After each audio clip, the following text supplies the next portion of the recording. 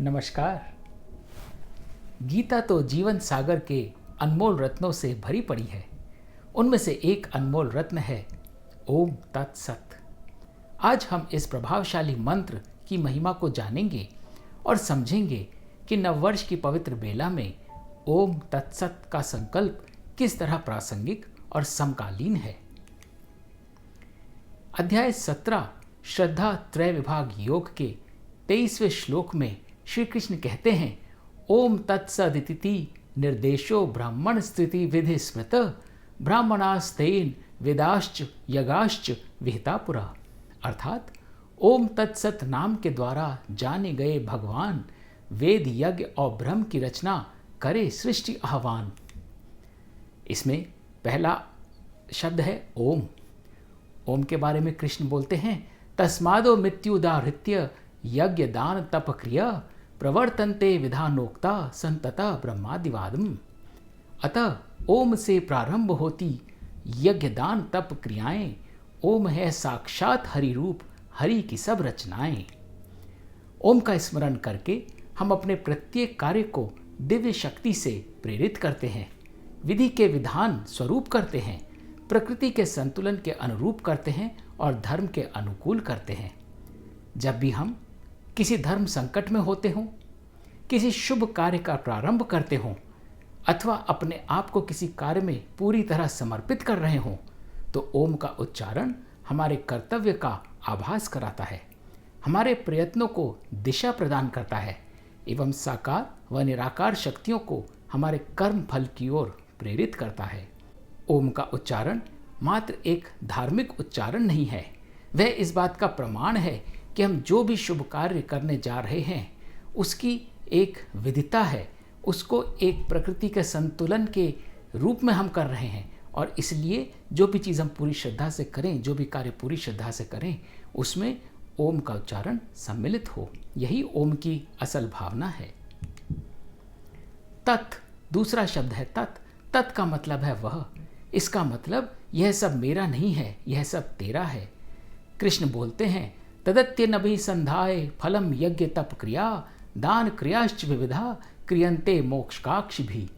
अर्थात तत् में हरि का रूप समाया, हर एक जीवित प्राणी में मिले मुक्ति हरिपाद मिले, यज्ञ दान तप निष्कामी में। यदि हम हर कार्य को तत् का स्मरण करते हुए करें, इसका अर्थ होता है कि जो कर्म हम कर रहे हैं वह हमारा नहीं है बल्कि उसका है, मतलब ईश्वर का है, अतः ईश्वर को समर्पित है।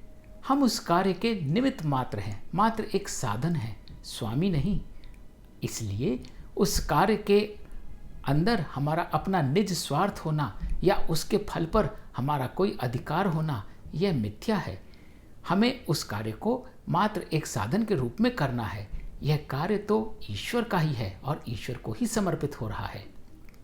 यदि हम ऑफिस जाते हैं, सर्जरी करते हैं, गाना गाते हैं, परिवार संभालते हैं, बच्चों का पालन पोषण करते हैं, बस ट्रेन या प्लेन चलाते हैं, तो ये सभी कार्य हम ईश्वर की इच्छानुसार कर रहे होते हैं, उनके बनाए विधि विधान के अंतर्गत कर रहे होते हैं। इसमें हमारा कुछ भी नहीं है।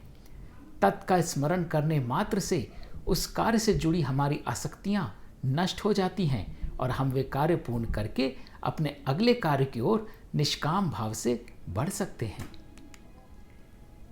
इसमें आखिरी मंत्र है सत। सद्भावे साधुभावे च सदित्येत प्रजुते प्रशस्ते कर्मणि तथा सच्छब्द पार्थ युज्यते। कृष्ण कहते हैं, सत निश्चल और निर्मल है श्रेष्ठ भाव ईश्वर का, जिस भी कर्म से यह जुड़ जाए बने द्वार वह हरि का। सत का उद्घोष एक तरह का गुणवत्ता निरीक्षण है, क्वालिटी कंट्रोल है। सत एक मापदंड है, एक परीक्षण है कि हमारा प्रत्येक कार्य सत्य की भावना से प्रेरित है, उसमें कहीं कोई छल तो नहीं, कोई दोष तो नहीं, किसी की हानि तो नहीं, किसी के प्रति कोई दुर्विचार अथवा हमारा कोई स्वार्थ तो नहीं है। सत्य एक प्रकार का क्वालिटी एश्योरेंस है, एक लेबल की तरह है। जिस भी विचार, भाव, गुण व कर्म में सत्य जुड़ जाता है वह आध्यात्मिक तौर पर शुद्ध और निर्मल होकर ईश्वरीय रूप ले लेता है, जैसे कि सत विचार, सद्भाव, सद्गुण, सत्कर्म इत्यादि।